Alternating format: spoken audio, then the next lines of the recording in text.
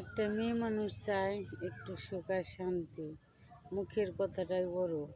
একটা স্বামী কিছু নাও দিতে পারলে কিন্তু তারপরেও আফসোস করে যে তোমার কিছু দিতে পারলাম না, আমার টাকা পয়সা নাই, এটা নাই ওটা নাই।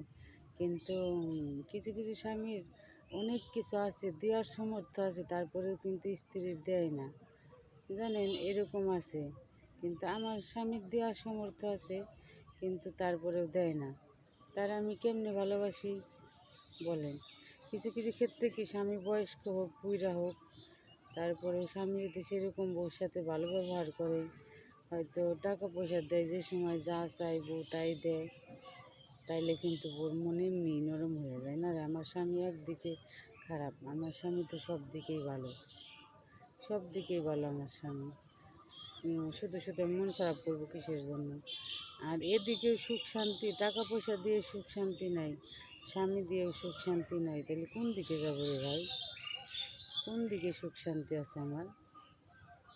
হ্যাঁ, আমি তো সুখ শান্তি দেখি না, আমার কোনো দিকে সুখ শান্তি নাই, অনেক কষ্টের ভিতরে আছি। কারণ আমার মতো ভুল যেন কেউ না করে।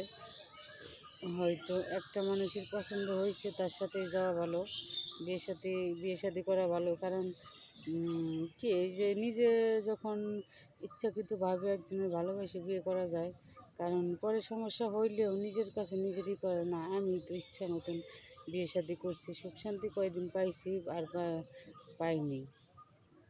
কিন্তু এটা তো তা না, এটা কি তাই? এদিকেও পেলাম না, ওদিকেও পেলাম না, জীবনটা তেজপাতা হয়ে গেল। মানে কি, আমি বেঁচে আছি, লাশ মনে হয় বেঁচে আছি, মানুষ বেঁচে নেই।